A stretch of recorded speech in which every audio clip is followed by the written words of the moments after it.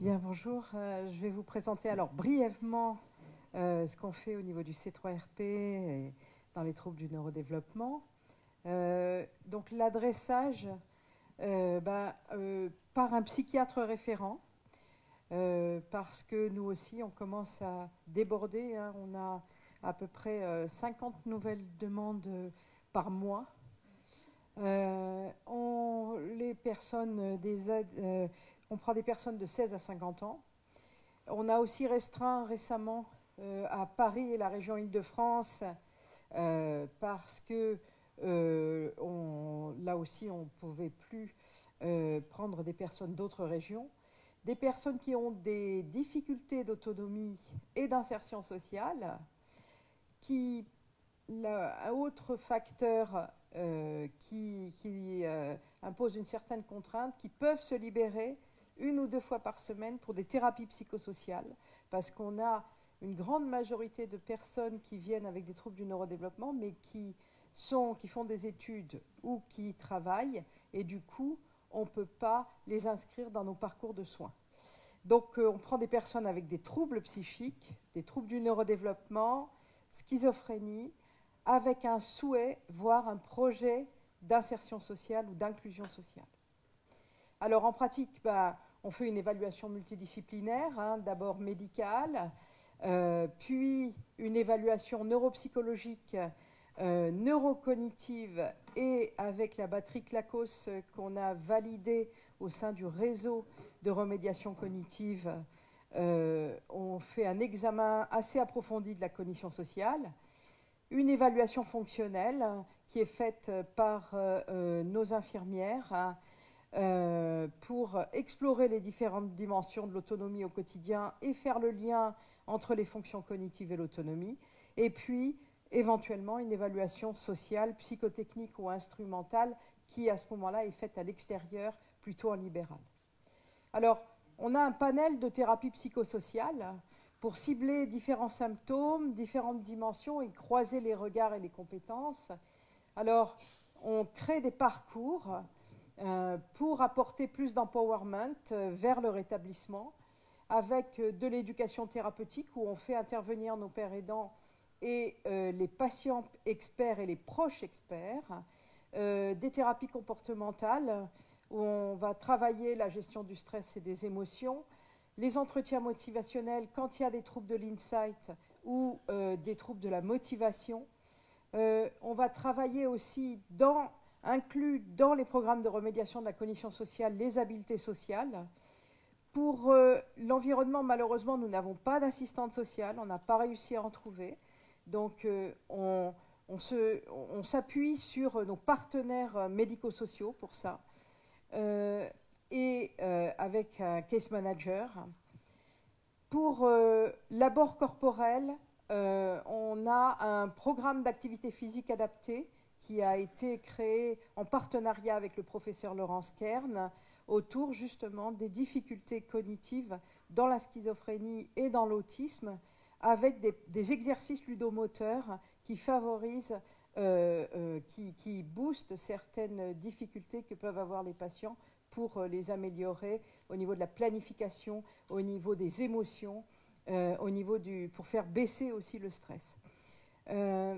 Également, on a beaucoup de préoccupations autour de l'emploi accompagné, et depuis assez récemment, finalement depuis quelques mois maintenant, on a notre chargé d'insertion qu'on partage avec le pôle 16 d'ailleurs, et qui fait des choses très intéressantes. Je vais brièvement vous en parler. La remédiation aussi, et l'aide aux aidants, avec des programmes qui sont à la fois proposés pour des proches et pour les personnes elles-mêmes.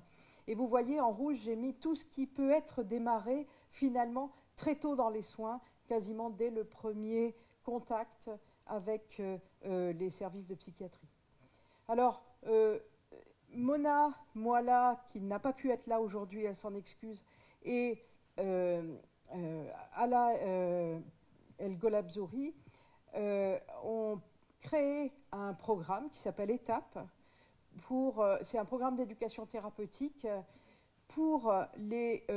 à la fois pour les proches et à la fois pour les personnes avec troubles du spectre de l'autisme, qui est animé à la fois par les personnes ayant des troubles du spectre de l'autisme et par les proches et par nos équipes, et avec un père aidant aussi qui vient régulièrement à chaque séance pour animer ce programme. Et ce programme a beaucoup de succès. On en fait 2 à 3 sessions par an.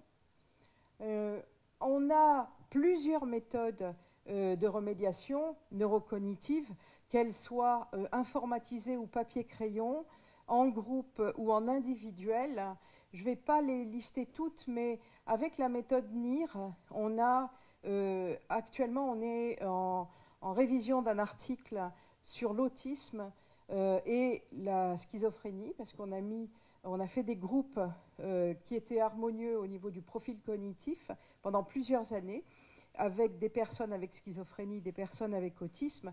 Et ce qu'on trouve, c'est des améliorations vraiment substantielles au niveau de l'autisme, encore plus importantes que dans la schizophrénie.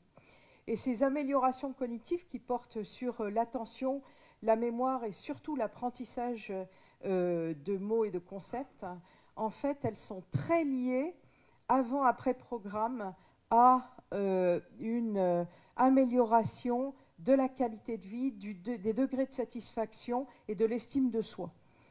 Donc c'est vraiment important, il faut le savoir. En fait, les personnes avec troubles du spectre de l'autisme profitent encore plus des bienfaits de la remédiation. Et la remédiation, en fait, il faut savoir que maintenant, c'est dans les critères de la NICE et de l'APA comme thérapie pour la schizophrénie. Pas encore pour les troubles du neurodéveloppement. J'espère qu'on poussera pour ça, mais en tout cas, en France, c'est dans les guidelines pour l'adulte dans l'autisme. On a également des programmes de cognition sociale, que ce soit en individuel ou en groupe, pour travailler la théorie de l'esprit, pour travailler les biais d'attribution, pour travailler la reconnaissance des émotions. On a dans les thérapies comportementales, on propose beaucoup à des personnes ayant des troubles du neurodéveloppement le groupe de gestion des émotions et du stress. Donc c'est Maxime Visser chez nous qui a beaucoup travaillé autour de ce groupe pour tous les débordements émotionnels. C'est un groupe qui est assez court en fait, ça se déroule sur 10 séances, une séance par semaine, avec des groupes de 4 personnes à peu près, où on travaille les émotions acquises pendant la semaine, puis dans la séance, avec du feedback, et ça permet de démarrer souvent des parcours d'inclusion sociale.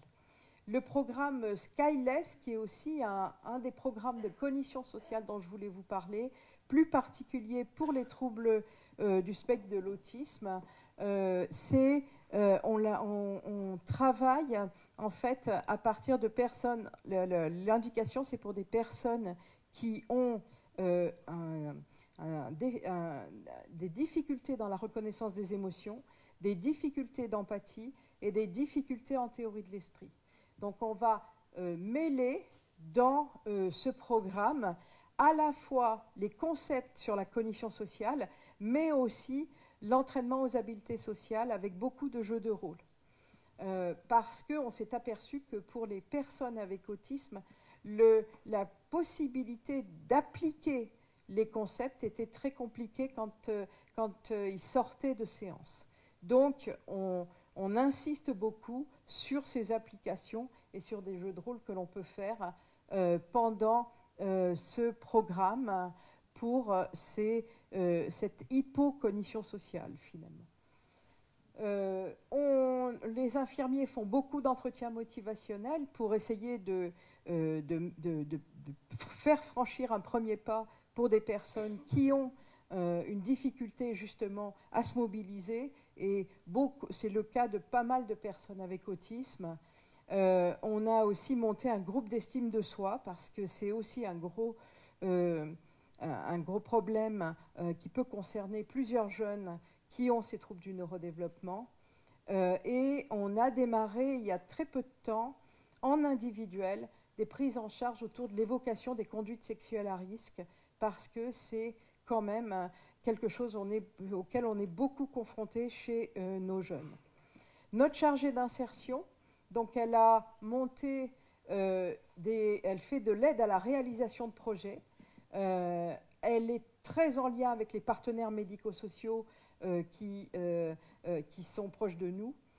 Elle prépare à tout ce qui est job coaching, qui va se dérouler après, et elle a monté 2 ateliers spécifiques, un atelier à DVP pour créer la motivation, l'envie, l'énergie pour les projets, pour trouver en fait son créneau d'insertion pour nos patients. Et puis un autre groupe, Rebondir, pour des patients qui ont déjà travaillé et qui sont en réorientation professionnelle et en construction de projets. Et je dois dire qu'elle a vraiment impulsé une dynamique tout à fait nouvelle dans notre équipe. Ce qui fait que finalement, vous avez des parcours personnalisés que l'on peut proposer à chaque jeune adulte en fonction de son profil cognitif, de ses aspirations, de ses projets. On travaille en cela avec beaucoup de partenaires sociaux et médico-sociaux, que ce soit des associations d'usagers qui viennent régulièrement et qui animent même certaines choses, certains groupes avec nous, ne serait-ce aussi que le programme Bref, par exemple, qui a été créé par Romain Ray, qui est un programme d'éducation thérapeutique, pour des personnes qui ont vécu des choses un peu difficiles autour des hospitalisations et de la confrontation à l'hôpital, des partenaires sociaux et des partenaires médico-sociaux qui chacun ont leur spécificité et avec qui on se coordonne de manière vraiment très très étroite, on va dire. Ils nous rendent beaucoup de services et on essaie de leur rendre des services pour faire évoluer les personnes vers l'inclusion et l'intégration dans la communauté. En même temps, nous avons un principe de continuité enfant-adulte et on a essayé de mettre en place avec le pôle 16 et l'équipe surtout de Catherine de la remédiation cognitive en continuité grand enfant et jeune adulte avec le programme NIR, Catherine vous en a parlé, auquel on a adjoint avec le professeur Alice Medalia qui a créé le programme 4 scénarios sociaux, 4 thèmes autour de scénarios sociaux importants pour les troubles du neurodéveloppement. Et du coup, Alice Medalia, ça lui a permis, elle aussi, de pouvoir inclure des personnes avec autisme et troubles du neurodéveloppement à New York, puisqu'elle travaille à New York. Dans ce projet NIR-TSA, en fait, on travaille avec l'équipe tunisienne d'évaluation des troubles du spectre de l'autisme. Et ça nous permet donc de faire cette continuité grand enfant, jeune adulte au niveau national et même international. On essaye aussi finalement de se coupler avec Catherine et son équipe autour de l'éducation thérapeutique de l'enfant, du grand enfant à l'adulte. Tu as parlé l'unité Gaja, il y a le groupe Pierce d'habileté sociale chez l'adolescent. Et donc là aussi, on essaie d'établir des ponts par ce biais-là. Juste quelques chiffres. On a une file active de 600 patients par an, avec 74% maintenant de troubles du neurodéveloppement et 24% maintenant de schizophrénie. Tout s'est inversé. On fait donc 458 bilans diagnostiques entre 2021 et 2023, 27 avis universitaires qu'on nous a demandé, 297 ADI, c'est Mona qui a rassemblé tous ces chiffres, 103 ADOS, 168 DIVA pour les troubles comorbides de l'attention associée, des bilans fonctionnels et des bilans neuropsychologiques. Voilà, c'est ce que je voulais vous dire. Merci pour votre attention.